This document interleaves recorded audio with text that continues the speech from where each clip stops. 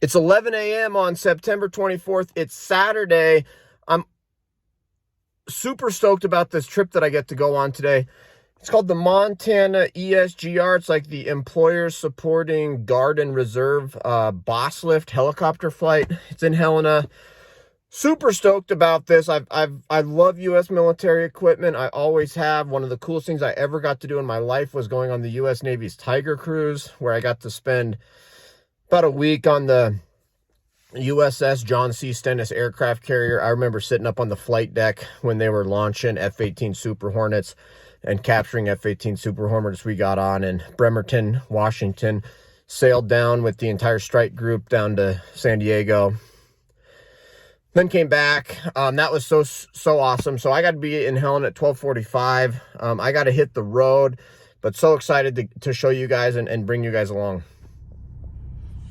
Here we are at Wendy's in Helena. It's 12:12. I got to be there at 12:45, but I think check-in's 12:45 to 1:30. So we're in good shape, folks. We are in Helena. Beautiful, beautiful drive all the way up here. So really enjoyed it. $16. That's how much I'm spending at Wendy's. That's how much you need to get some food anymore these days. 16 bucks for one person. It's ridiculous. All right, folks, this is where I am, and you can tell this is like a training center. There's a bunch of military trucks and stuff over there, which is pretty cool. Oh, and then this is Boeing. This is a Boeing situation. So anyway, I just wanted to kind of get some of this on video. I just am now getting here. I'm a couple of minutes early, which is good. I'm not 100% sure where I need to go. I'm just kind of following Google, but it took me right here. Okay, we are here. I found it. This is the Helena Aviation Readiness Center, Montana Army National Guard. There's helicopters over there. There's like the 149th Battalion sign, something like which I missed. There's helicopters over there that you can see. Like, sounds like there's a helicopter on right now. So he was also the security advisor. So this is the, there's a ton of people over there. Last name, last name? A through L, last name? Oh my gosh, how cool is that?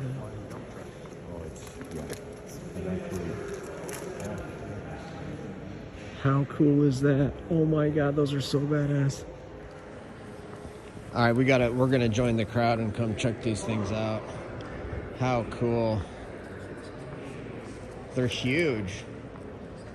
They're way bigger than you would think.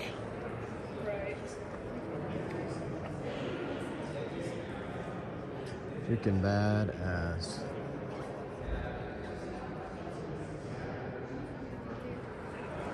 This is one of our newer Blackhawks. This is a mic model. One of the main ways you can tell the difference between a mic and a Lima is if you look at the exhaust on a mic will turn up, pushing that hot air up into the rotor system reduces your IR signature versus one of the old ones over here has that's a Lima, has the exhaust coming out the rear. So if you were to look at that at night under an IR camera, you can see it's like two glowing red eyes right behind you versus this throws the air right up into the rotor system, deletes your IR signature, or at least that's the thought process.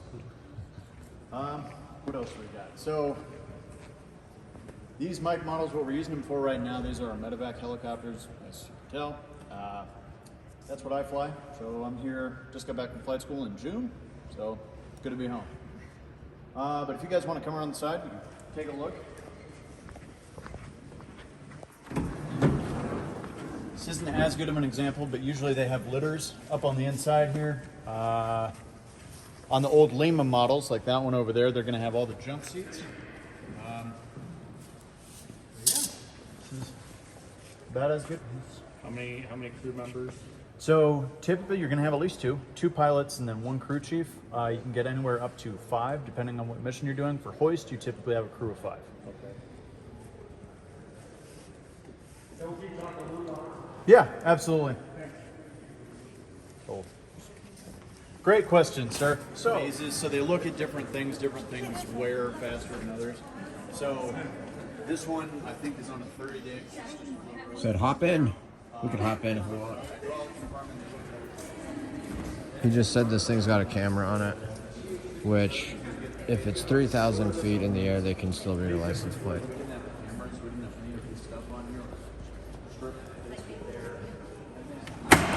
These are UH-72s. UH-72s. Wow.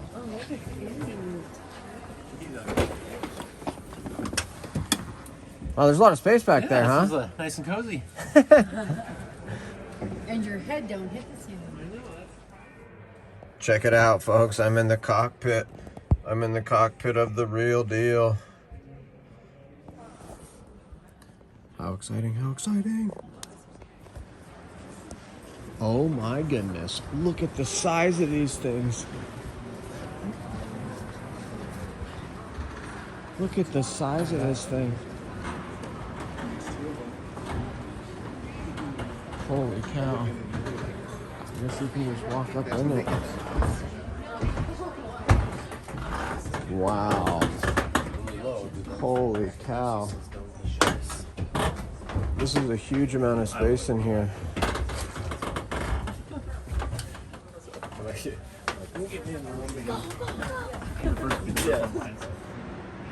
Yeah, this is honestly amazing. This is a huge hangar. But I asked them if I could take pictures and videos, and they said, yep, nothing's classified. So they said, yeah, no big deal. You can do it. So yeah, we're here for 5 hours according to the schedule, or four and a half. But this is just so cool to just be walking around looking at these things. These are so cool. And being in that cockpit, it was kind of interesting to kind of get the feel of it. It's just, it's interesting being in real life to see how much you can see, just because in a computer game it's sometimes hard to tell if it feels like you can't see anything when you're like first person. But here it's like, no, you still can. It's an authorized program. I want you to know this is not been designed just for you from the standpoint. This is a pretty mission. They will be enlisted.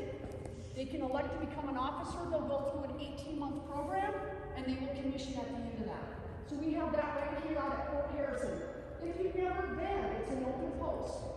You have to have a driver's license to go there. But I encourage you to do that if you have not been there. All right, so they just got done telling us about all these different things. They said all the different places that the Montana Guard has bases and armories here in Montana, all the different missions. They've been doing tons of missions lately. They fly every day. They talk about how much people sacrifice to be in the Guard, how much employers sacrifice, how much families do, how great employers are at doing it. They talked about they need more people to join up. They said this is one of their training today. This is their mission today too. They're really stoked about it. I'm stoked about it. I guess the first 2 flights are going to be Blackhawks, and then some people will be in the Chinook too. I'm going to get sick for sure. But it's absolutely a gorgeous day. And no, so we heard from like the ESGR guy, who's like the chairman of the ESGR. He's like a retired general. And then we heard from like I can't remember, General Select or something like that, I think, the General Select. And they all just talked about the Guard, and I wish I could have recorded some more of it because it was so cool, but it was just talking about the Guard and the different things they do and how hard it is and what happens and some missions. And they do a lot of different things. They rescue dogs, they've worked on the floods, they work on wildfires, they do all sorts of stuff. All right, we're supposed to walk out to the Blackhawk to get a group photo.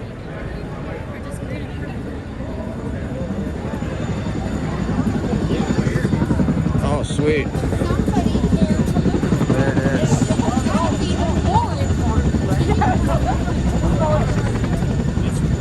Super cool.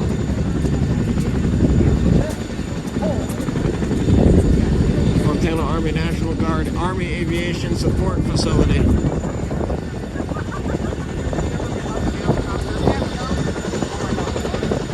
Oh, here comes another Chinook. Here comes another Chinook.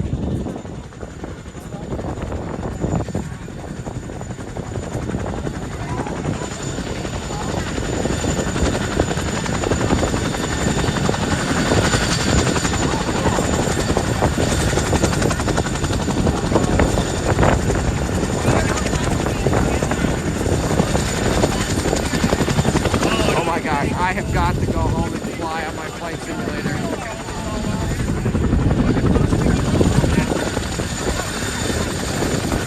Oh, I want to fly helicopter so bad. I'm gonna get so seasick though. Motion sick.